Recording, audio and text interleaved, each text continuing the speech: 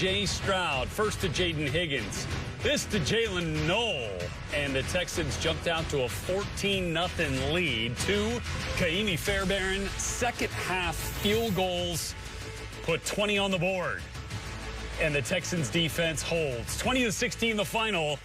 Houston now headed to the postseason, officially clinching a playoff berth, and in doing so, officially eliminate the Indianapolis Colts and officially crown the Denver Broncos as AFC West champions. Chargers already in the postseason, but now locked in to a 5-7 seed.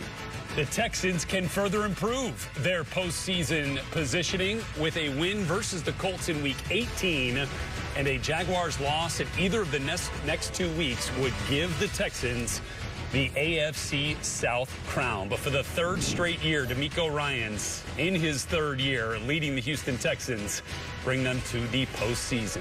And we bring you here to our NFL Network studios. Hello, everybody. Welcome to the NFL Game Day Final. Mercedes-Benz postgame. Rhett Lewis, Maurice Jones-Drew, Michael Robinson.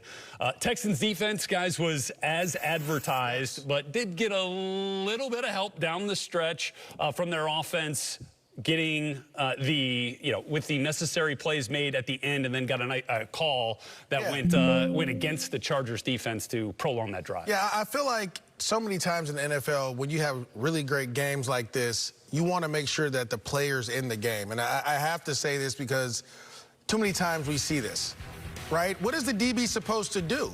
He's backpedaling, his cushion is broken, he settles because he knows the receiver's settling. That's not an egregious penalty, right? And so the quarterback's out, he's trying to scramble to get out of the pocket. Allow the players to win the game. And this happened against the Detroit Lions and the Philadelphia Eagles, where at the end of their game, we saw the offensive or defensive pass interference. They gave them a first down. And so to me, sometimes you have to let the players play. And if it is going to be a penalty, let it be an egregious penalty. A guy getting tackled or pulled by the face mask, not something where two guys are competing and getting after it like you see in one-on-ones, like you see in practice. And you kind of bail the offense out. Now, that doesn't take anything away from the Houston Texans. I'm just saying I'd like to see the Houston Texans earn that more than the first down given to them. Absolutely, and it's coming to a point in the National Football League where every single key moment in a game, if there's a pass, everybody's looking around to see, it should be a penalty, it shouldn't be a penalty. I mean, like, to me, that's not good for the game. I'm not up here to bash refs or anything like that. They have a tough job.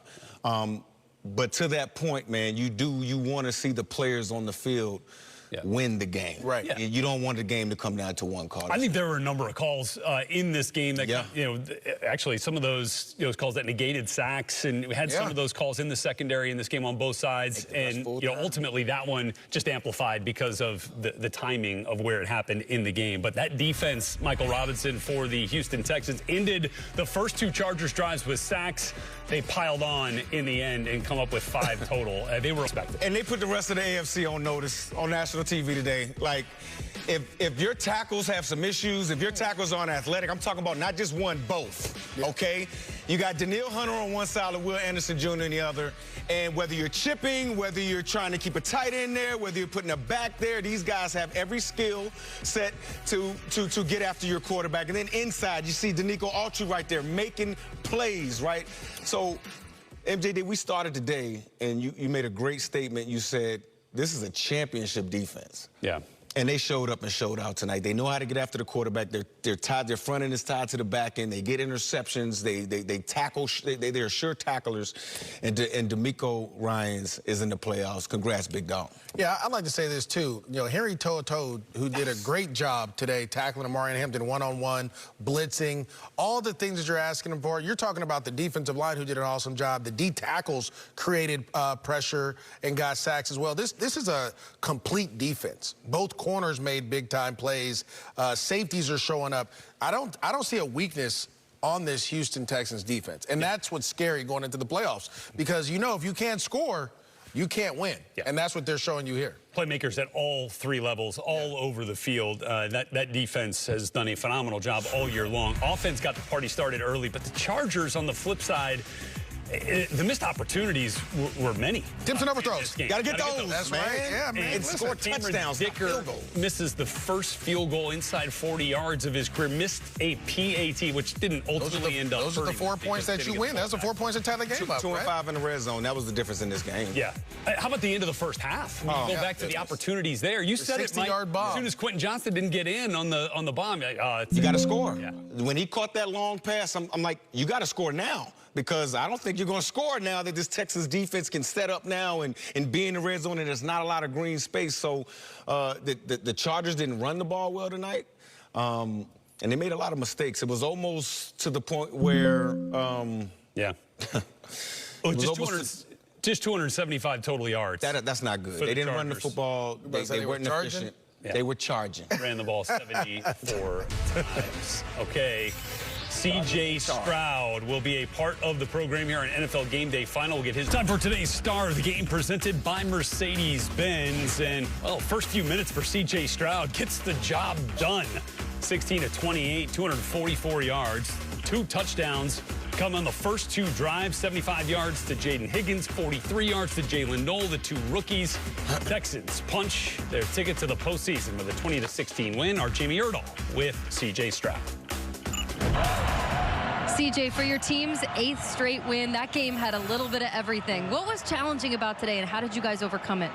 First, the glory goes to God, my Lord and Savior Jesus Christ. Without him, I wouldn't even be here. I don't deserve any of this, but he continued to, give me grace and mercy every day, and I'm just very grateful, and I always got to give him the glory. But yeah, they made some changes going into the second half and after the second quarter, and made it challenging. But that's what you get in these type of games. You're going to get a playoff experience. They have a good defense, so I thought, we weathered the storm and found a way to get a dub. Your defense sacked Justin Herbert 5 times, and they picked him off. How do you feel watching them operate?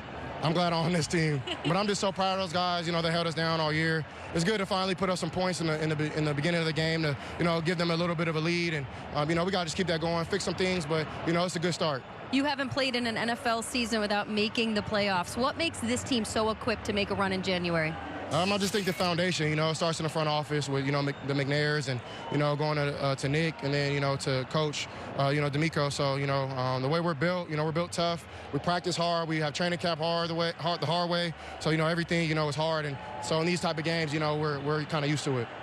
What a nice welcome home for you. Yes. I'm glad to be home. Shout out to the IE, man, 909. Let's get it. See you, CJ. Yes, sir. God bless you.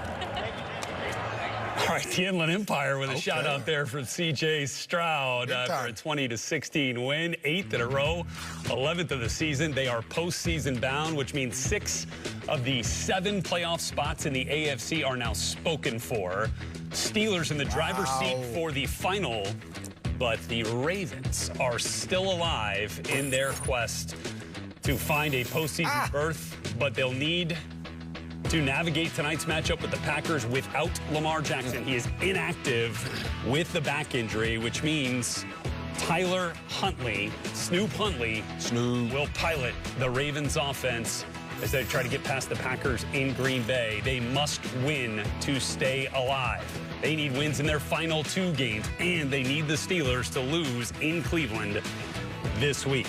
Brett Lewis, Maurice Jones-Drew, Michael Robinson back here with you on the NFL Game Day Final, Mercedes-Benz postgame. So I would imagine the Ravens will rely heavily on Derrick Henry tonight. Maurice Jones-Drew, does that get it done for them against the Packers? Yeah, see, that's the thing. I don't know if it's going to get it done, but it's going to give them an opportunity to win. And I think that's the most important thing if you're the Baltimore Ravens.